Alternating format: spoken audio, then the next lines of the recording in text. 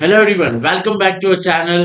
This is CACS, Sparsh Jodani this side, your friend, your mentor, your guide. And आज का topic बहुत ज्यादा important है।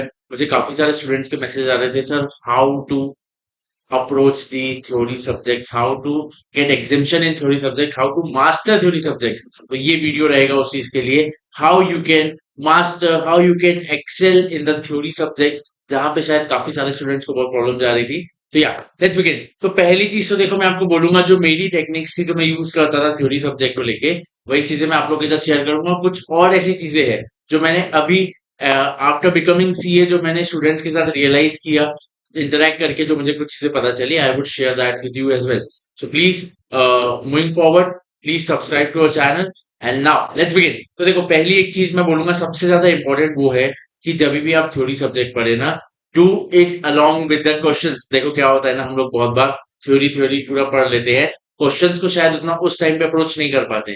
तो क्या होता है, थ्योरी तो एज एन आप कर रहे हैं, बट उस पे किस तरीके के क्वेश्चन इंस्टीट्यूट आपसे पूछ रहा है, उसका शायद थोड़ा सा वहां लैकिंग हो जाता है। तो कभी कभी एग्जाम में कुछ अगर नया क्वेश्चन फ्रेम होकर आ जाता है तो थोड़ा सा अप्रोच करने में प्रॉब्लम जाती है।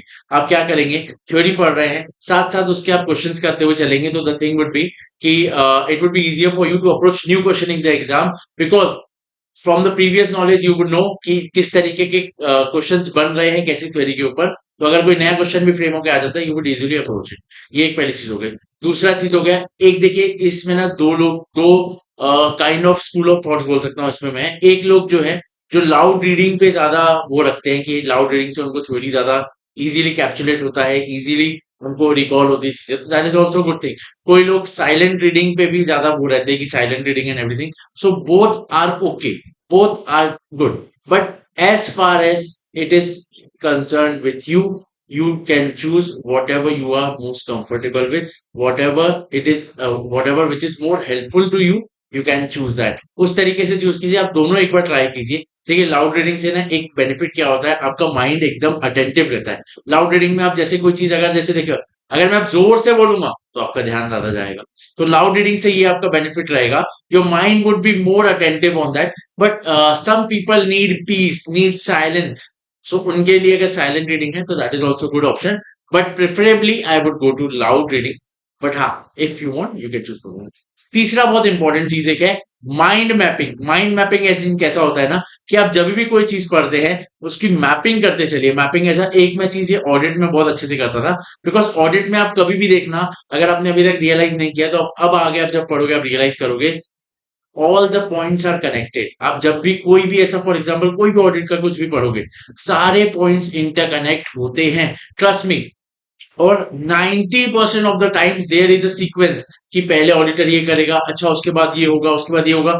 You can actually mind map this बहुत अच्छे तरीके से। फिर आपको ना सिर्फ वहां पे ज्यादा उस चीज को ऐसे रटने की जरूरत नहीं पड़ेगी। वहां पे आप माइंड मैप करते चलेंगे ना, your mind will automatically pop the points in the exams. बहुत अच्छे तरीके से ही हो जाएगा।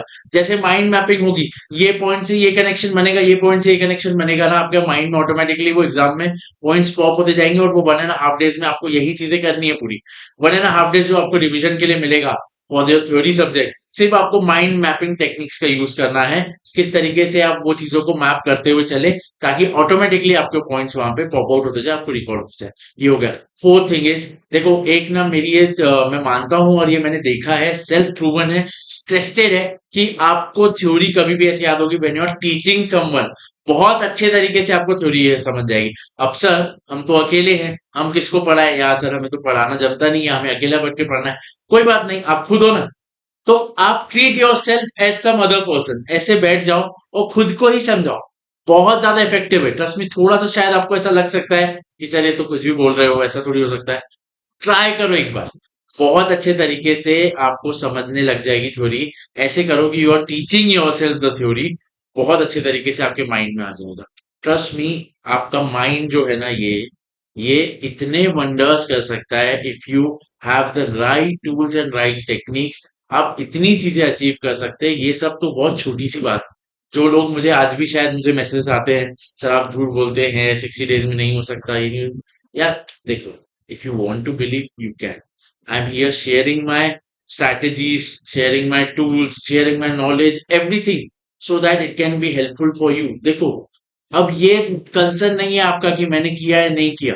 आई am a CA right now and you have to be that. तो मेनली फोकस ऑन दैट। बहुत अच्छे तरीके से इस टूल्स को यूज कीजिए, आपके लिए बहुत ज्यादा इफेक्टिव रहेंगे। So here on this note, बहुत अच्छे से मेहनत कीजिए एंड आई एम श्योर कि आप ये सारी चीजें अगर फॉलो करते हैं आपको थ्योरी में काफी ज्यादा इजियर वे में आप थ्योरी को कंप्लीट कर पाएंगे और एक अच्छा कॉन्फिडेंस रख पाएंगे। So on that note, bye bye, take care, best of luck, subscribe to C A spouse Durrani, see you in next video, take care.